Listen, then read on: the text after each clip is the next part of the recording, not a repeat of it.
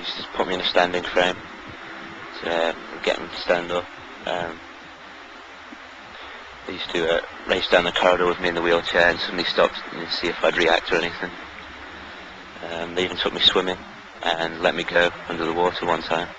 The theory was that he was faking his paralysis and would surely swim. They let me go in the deep end. I was paralysed, I couldn't speak, and I was scared. I didn't know what was going to happen to me. I didn't know if they were going to bring me back up or not. They thought I was just mentally ill or pretending I was school phobic. They thought I would just swim and save my life.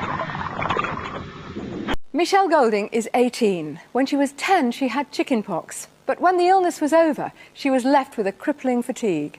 She lives in a darkened bedroom. She hasn't been able to walk for 4 years. Now she's developed another neurological illness, dystonia, paralysing her hand and her left side. She was treated in a hospital where they said her disease was all in her mind. One physio had left her on the floor for an hour and a half, saying that she could get up. Well, there was no ways that the kiddie could get up because she was unable to. She was ill. It wasn't in her mind. I mean, she was found ill. her on the floor? No, the physio kept her on the floor, and I insisted that they let her come back to the ward because I could hear Mish screaming.